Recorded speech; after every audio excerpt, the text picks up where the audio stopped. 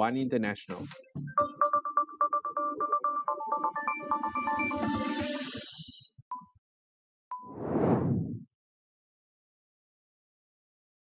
Nuclear talks between Iran and the United States are expected to take place in Oman on Friday.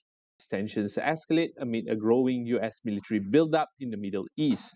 Planned talks come after President Donald Trump warned that bad things could happen if no deal is reached, raising fears of a direct confrontation. A regional official told Reuters that Tehran wanted the talks in Oman to be a continuation of previous nuclear negotiations held there, rather than a broader dialogue. Reuters reported that the U.S. delegation could include Special Envoys Steve Witkoff and Jared Kushner, while Iran is expected to be represented by Foreign Minister Abbas Araghchi. Iran has already drawn a red line, saying its ballistic missile program is non-negotiable, despite U.S. demands for limits on missiles, uranium enrichment, and support for regional proxies. The diplomatic push comes against rising military tensions. On Tuesday, U.S. forces shot down an Iranian drone that approached the aircraft carrier Abraham Lincoln in the Arabian Sea. Washington has also stepped up its naval presence following Iran's deadly crackdown on protests last month.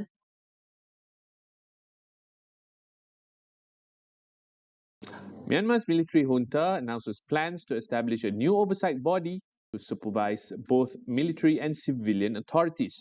The move is widely seen as consolidating power while laying the groundwork for a nominal transition to civilian rule. The announcement came just days after the final phase of elections, with a new parliament due to convene next month and formal authority set to pass to a civilian-led administration. State media reported that the five-member Union Consultative Council will be granted sweeping powers over national security and the legislative process. The body is expected to operate as a supreme governing authority, maintaining centralized control across all major state institutions. Political analysts say the move would allow Myanmar's leader Min Aung Hlaing to assume the presidency without surrendering control of the armed forces. Experts add that the council's mandate is unusually wide, effectively placing it above the executive, legislative, and judicial branches of government. Those are the headlines tonight. More news coming up shortly after the break.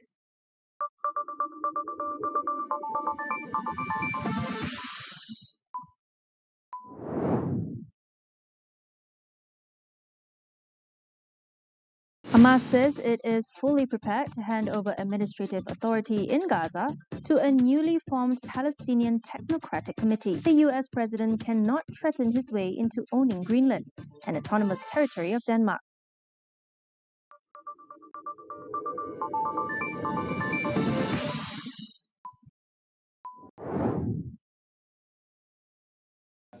Welcome back. Saif al-Islam Gaddafi, the son of former leader Muammar Gaddafi, once seen as his father's heir apparent, has been killed. The 53-year-old's death was confirmed by the head of his political team, according to the Libyan news agency. His lawyer told AFP that 4 unknown gunmen carried out the attack at his home in the city of Zintan.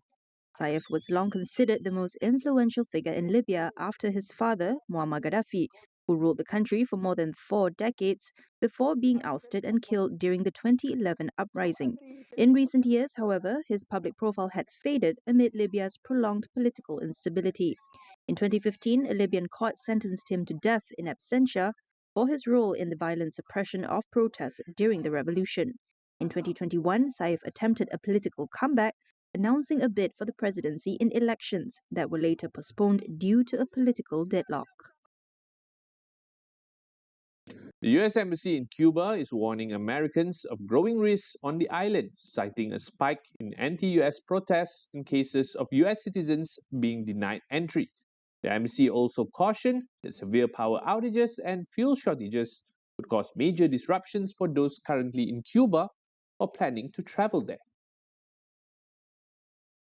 In an advisory, the U.S. Embassy urged Americans to conserve fuel, water, food, and phone battery power, warning that Cuba's national electrical grid is increasingly unstable, with prolonged blackouts now a daily occurrence. It said there have been multiple incidents of U.S. citizens being turned away upon arrival, along with a noticeable rise in regime-sponsored protest activity directed at the U.S. The warning comes as Washington moves to block all oil shipments to Cuba, including supplies from Venezuela, a step that has driven up transport and food costs and deepened the island's energy crisis. U.S. President Donald Trump has in recent weeks spoken openly about pressuring Havana, saying Cuba is heading toward collapse and threatening tariffs on countries that continue to supply it with oil. Colombian President Gustavo Petro has met with his US counterpart Donald Trump at the White House in what they described as a cordial and productive meeting. Trump described Petro as terrific following a 2-hour bilateral that took place behind closed doors. The relationship between the two leaders had deteriorated last year, with Trump accusing Petro of not doing enough against drug trafficking, allegations Petro has denied. Trump even imposed sanctions on him and his family and threatened military action. In their latest talks, Petro said he and Trump maintained different views on how to address drug trafficking, but spoke positively about working together. The leaders also discussed regional energy issues and trade, including the idea of exporting gas from Venezuela through Colombia. Trump added he was also working on lifting U.S. sanctions imposed on Petro last year due to allegations of links to the drug trade, which the left-wing Colombian president has rejected as slander.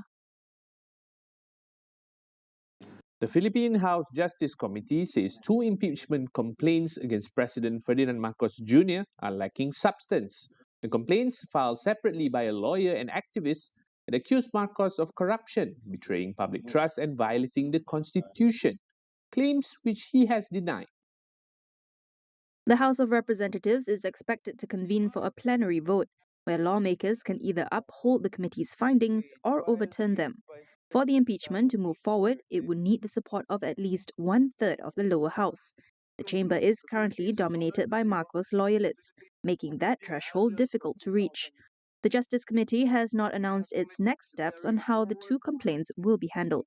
If Marcos were to be successfully impeached, he would be the only second Philippine leader to face that outcome after Joseph Estrada. US President Donald Trump signs a government spending bill into law, ending a 4-day partial shutdown of the federal government. The legislation restores funding for major departments, including defense, healthcare, labor, education, and housing. The legislation also approved a short-term extension of funding for the Department of Homeland Security through February 13th. The shutdown began last weekend after lawmakers failed to agree on a long-term budget, in part due to sharp disagreements over immigration enforcement policy. Trump reached the agreement with Senate Democrats, who had pressed for new restrictions on federal immigration agents, following a series of controversial incidents in Minneapolis, where 2 U.S. citizens were recently killed by immigration enforcement officers. As part of the compromise, Homeland Security has begun equipping immigration agents in Minneapolis with body-worn cameras. This was the second recent shutdown.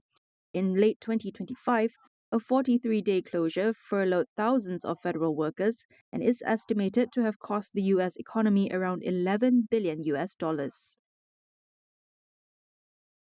Israel suspends the transfer of patients through the Rafah border crossing into Egypt just 2 days after limited medical evacuations resumed, according to Gaza health officials. The move comes as Israeli tank shelling and airstrikes killed at least 20 people across Gaza on Wednesday, including 4 children, Palestinian officials say. The brief reopening of Rafah marked the first time in several months that patients had been permitted to leave the territory for urgent treatment abroad, with only small numbers of critically ill Palestinians allowed to cross.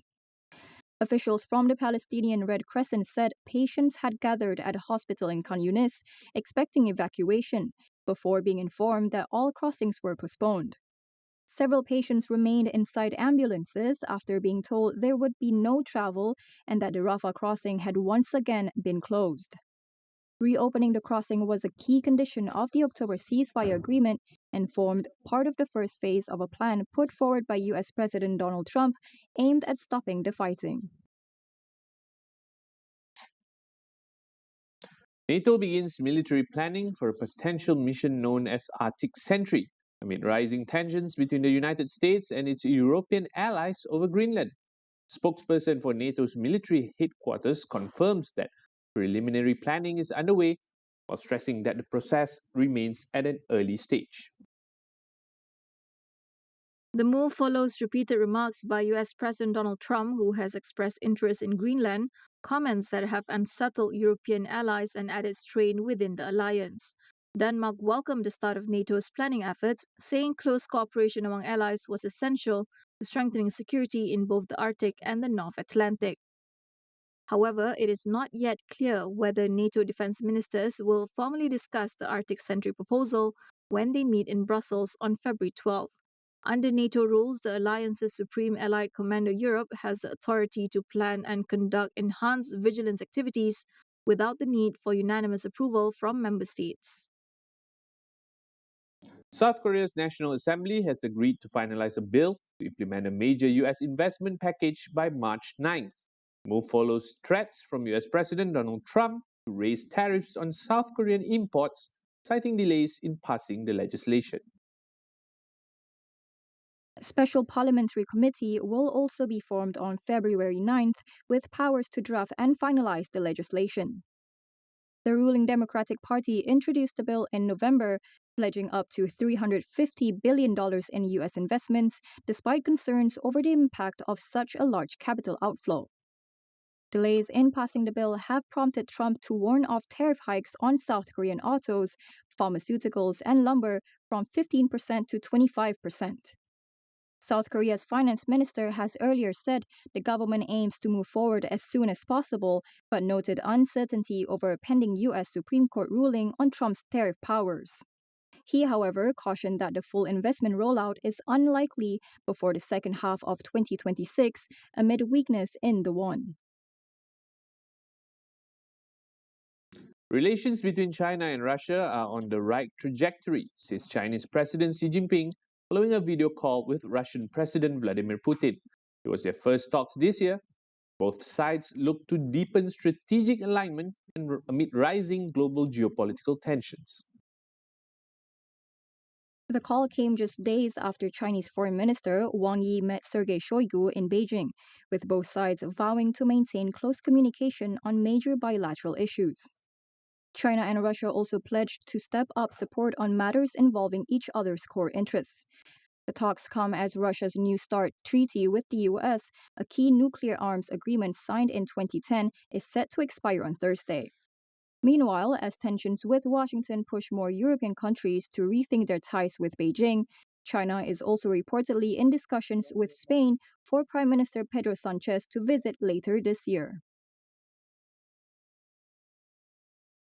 Now that report concludes AWANI International tonight. Stay with us as we track the strategies and power shifts shaping the new global order.